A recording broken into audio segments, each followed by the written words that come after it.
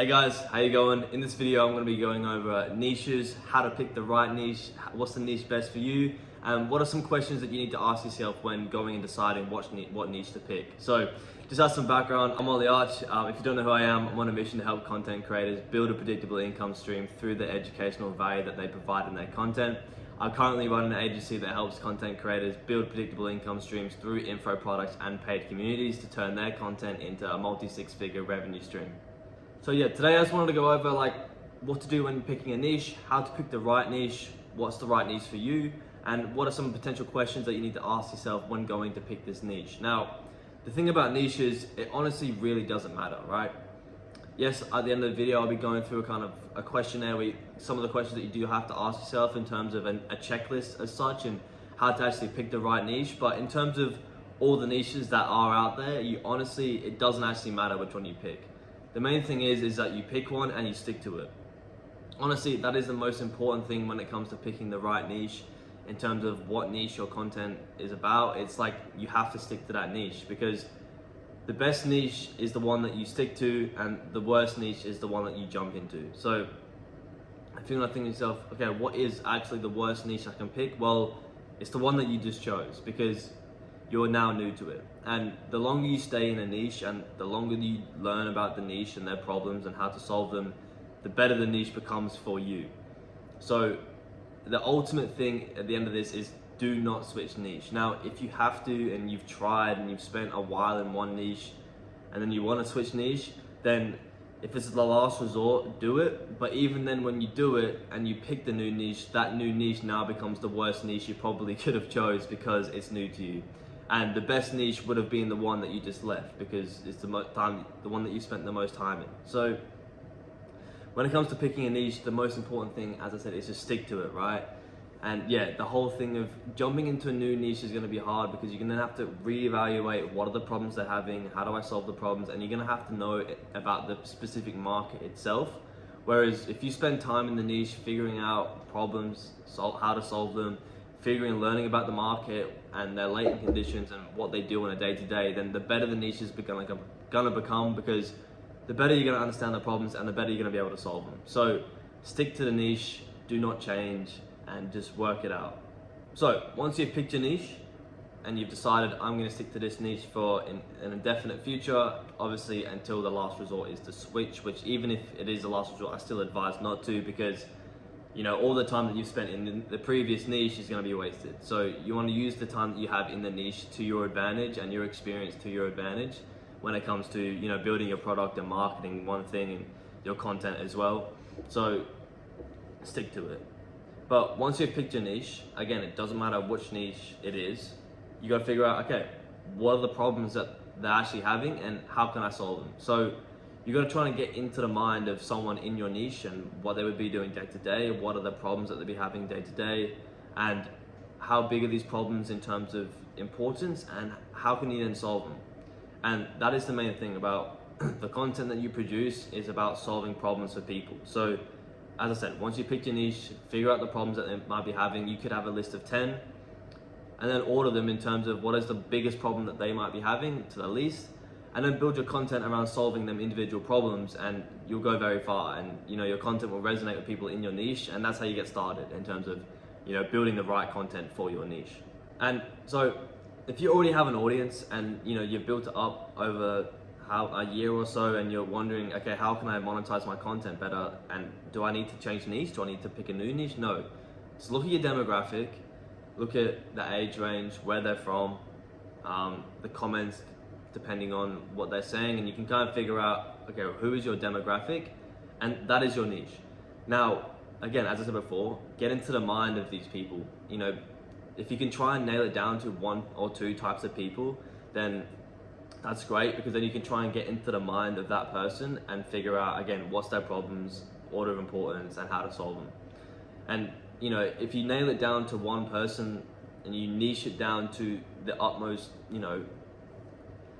the least broad you can get in terms of one particular person, then I've mentioned this before, but it works in fractals. If there's one person inside of a population which is your followers. So if there's one person inside your followers, then it's a fractal of the larger population. This one person is going to exist multiple times in a larger data set. So the more you niche down, the more specific that you get with your niche and with your target audience, the better, because you're going to resonate, like say, with this one person super well. You're going to tick off all the boxes, and they're going to be thinking, oh my God, this content is literally for me and me only. So they're going to, as I said, they're going to resonate with it more, they're going to engage with it more, and they're going to truly believe it's just for them. But that same person will exist another 100 times in a larger data set. So again, you're going to hit that one person really great, but now you've also hit 100 people to the T with, they've resonated with them 100%. So yeah, you've really engaged one person, but in doing that, you've engaged 100 people that are ready to go in terms of knowing your content and really engaging with you as a creator. Whereas if you just do it half-assed and you just, still keep your niche kind of broad to maybe, let's say 10 different people, then you're not going to resonate really that well with each of them 10 people, because they're all going to be different and they're going to half like your content. But again, they're still going to exist in a larger data set, but you're not going to be resonating with them as well. And are they going to trust your content? Are they going to engage with you as well as that one person would? I'm not sure. So yeah, if you already have an audience, figure out who that is, look at your demographic, look at your statistics, look at what age they are, where they're from, and get into their mind and think about, okay, what problems could they potentially be having? And again, as I said before, build your content around solving them problems for your audience, and in terms of importance, really solve the problem at the top of the list, and then work your way down, and sometimes solve the problem at the bottom, but really nail home the ones at the top, because that's the ones that's going to resonate the most, and you're going to get the biggest results for your followers overall. And so yeah, the last thing I kind of wanted to go over was just like, what are some questions that you need to ask yourself when actually picking a niche, if you haven't picked one already? And if you are, looking at your demographic and deciding, okay, this is my niche, ask yourself these questions as well, and use it as a checklist, and it's like a yes or no kind of question. And if you want to try and get as many yeses as you can through this list as possible, because then you're going to know it's the right niche, and you're going to know it's a good niche to go into. So yeah, the first kind of question is like, does your niche actually need what you're providing? So in terms of your content and the solutions that your content's actually coming up with, does your niche actually want these solutions? And it's a pretty simple answer, yes or no, in terms of, have you done the research? Have you looked into your niche, and have you got into their minds and figured about their problems?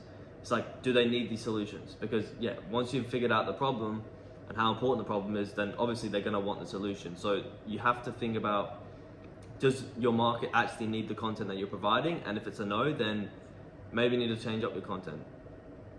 But if it's a yes, then good. That's one, question ticked off the list as such. Next thing is your niche actually growing? You don't want to be picking a niche that's dying, because the longer you spend in it, it's gonna die eventually. So is your niche growing?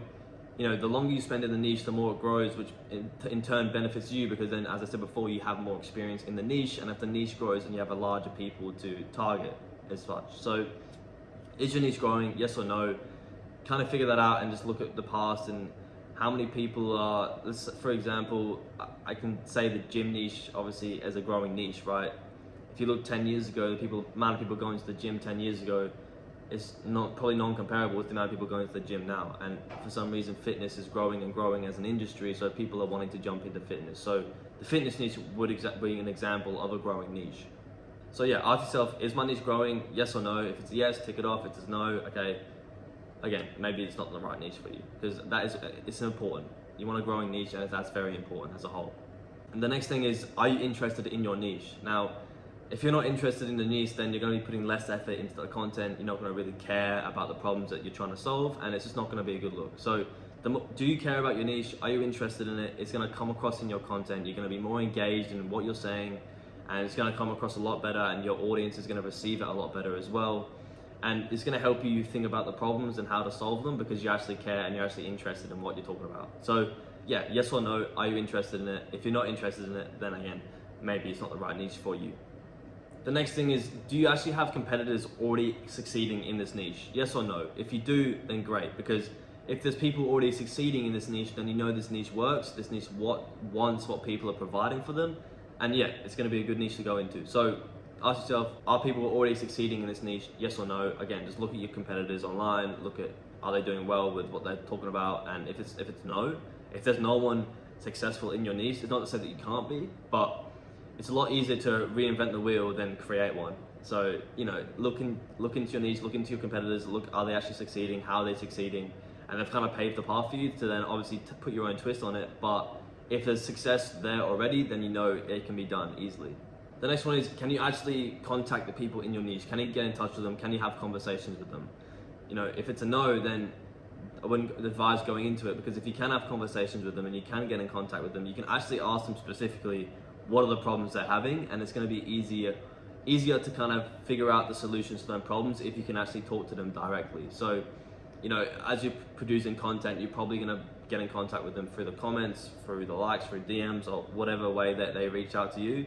And if they're not going to reach out to you and you're not going to engage with the comments, then it's probably not a good niche. And you probably already know that already as a content creator, but it's a simple yes or no. Can you get in contact with the people in this niche? Next one is, and kind of similar to the one I talked about before, is like, do you actually care about the impact that your content is having on the people in this niche? Because if it's a no, then again, it's not going to come across well in your content. You're not going to be engaged in what you're saying. You're not going to actually mean what you're saying as well, because you don't really care about the outcome. Whereas if it's a yes and you do care about the impact that it's having on the followers, then you're going to be more engaged in what you're saying. It's going to come across better, and your followers are going to get better results for it. So yes or no, do you actually care about the impact that you're having on the people that you're trying to help? As a content creator, I'd assume it's a yes. I'd hope it's a yes. But if it's a no, maybe reevaluate and consider, okay, maybe I need to change my content to something I'm interested in and I actually care about. The penultimate one is like, okay, does my niche actually hang out on social media? It may seem like a really stupid question, but is it a yes or a no? If they don't hang out on social media, then there's literally no point in producing content for them, because they're not going to see it. So again, if you're a creator already, you've built up a demographic already, so this is going to be a simple yes in my opinion. But if you're starting off and you want to know what content and what niche should I jump into in terms of creating the content and solving the problems, they need to be hanging out online and social media. Again, most people are in this day and age, but it's always a good question just to ask, because if it's a no, then get rid of that niche. If you're a content creator producing content online and that's a no, then it's not going to work. People aren't actually going to see your content, and it's going to be useless. So yeah, is your niche hanging out online and social media? Yes or no? A majority of the time it should be a yes. I hope it's a yes, because if you're creating content and it's a no, then you've done it completely wrong from the get-go. And then the last thing I wanted to go over is, do you understand your niche? And if you're jumping into a new niche, you can probably say no. Or do you understand them a little bit, but are you going to be able to understand them as you spend more time in that niche? Is the information out there? Can you actually get into their mind and think about what's actually going on and how to actually solve the problems? And the longer you stay in a niche, the better you are going to be able to understand them. So, you know, if you're jumping into a new niche, it may be a no off the start, but can you actually be able to understand them? Is the information there? And that's the main thing. So if that's a yes, then good, you've chose the right one, tick that off. And yeah, you pretty much want about, you know, you don't want more than 2 no's throughout that list, because yeah, if you've got more than 2 no's, then yeah, it's not going to be a good niche for you. So you pretty much want 80% of them questions to be a yes. Yeah, the last one being, do you understand your niche? You know, the longer you spend, the better you're going to understand them. So it's okay if it's a no initially, but it's, can you find that information? Can you be able to understand them? Yeah, so as a whole, that's the questions that you need to ask yourself when you finally pick your niche. And if you got too many no's there, then maybe you need to alter it and change it up and pick a different one. So yeah, that's all for this video. If you are struggling to monetize your audience and you do want some help, click the first link in the description. No, it's not a free training, it's not a course. It is a funnel, it is designed to sell you something, but you can only click it if you actually are struggling with the problem. And at the end of the funnel, it's just a link to book a call with me, where we can potentially have a chat about implementing our systems into your business, into your content creation, to help you monetize it more effectively. You don't have to click it. As I said, I don't really mind if you click it or not. As I said, it's just, if you actually have the problem and you really need help and you want to have a chat about it, then yeah, click the top link in the description and then book a call with me, and we'll have a chat about how we can implement it for you. So yeah, if you like the video, there's a button for that, click it. Comment anything that you want me to go over in the future, or any problems that you're currently having you would like me to cover, chuck it down in the comments. As well as subscribe if you're new, and if you want to see more content about actually helping creators monetize their audience, then yeah, click the subscribe button, and I'll be posting more content like this in the future. Thanks so much for staying to the end. Have a good day, and see you later.